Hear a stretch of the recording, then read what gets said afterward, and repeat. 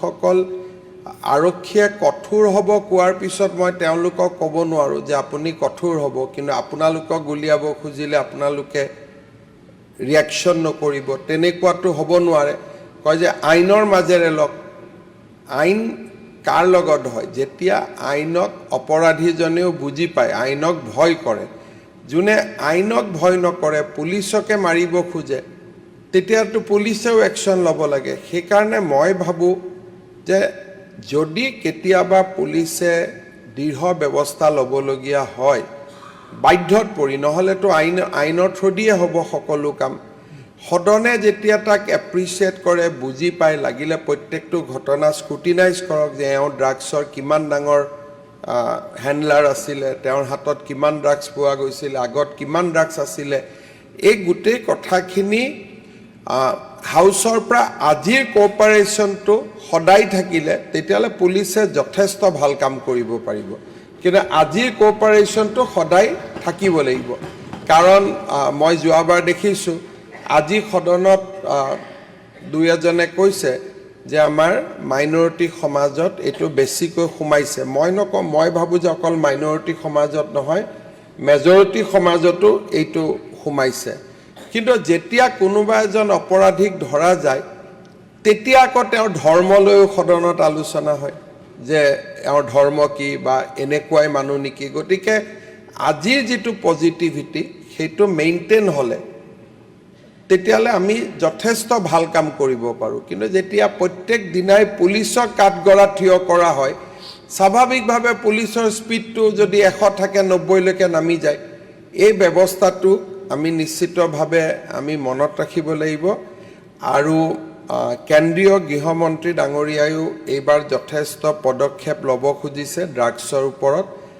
যিটো আজি ইয়াত কোৱা হৈছে যে ড্ৰাগছৰ ব্যৱসায়ীসকলক ক'ৰ আৰু তেওঁলোকক আমি বেকএণ্ড আমি কৰোঁ নে নাই, আমি চেইনবিলাক কৰি কৰি গৈ এটা সময়ত চেইনটো ম্যানমাৰ সীমান্তত ৰখি যায়গৈ।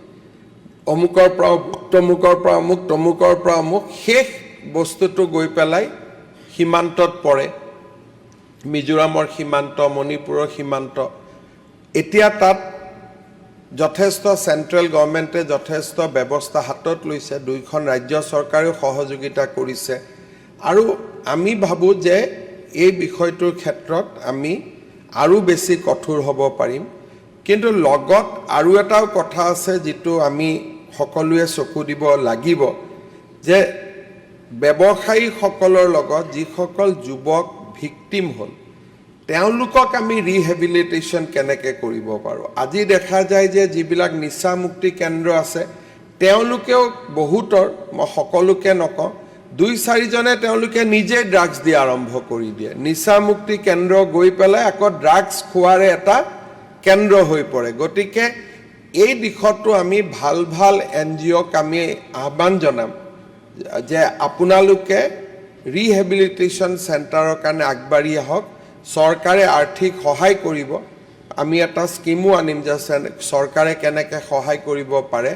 কিন্তু বৰ্তমানৰ বহুত নিচামুক্তি কেন্দ্ৰতে এনেধৰণৰ ঘটনা সংঘটিত হোৱাৰ অভিযোগ আমি সময়ে সময়ে পাই থাকোঁ বা বাতৰি কাকততো ওলায়।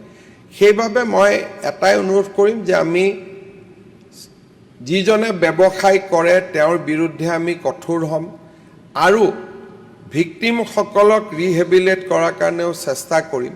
আৰু ড্ৰাগছৰ ক্ষেত্ৰত যদি আমি কঠোৰ হওঁ, অকল ড্ৰাগছ নিয়ন্ত্ৰণে নহয়, সৰু সুৰা বহুত অপৰাধ নিয়ন্ত্ৰণ হয়।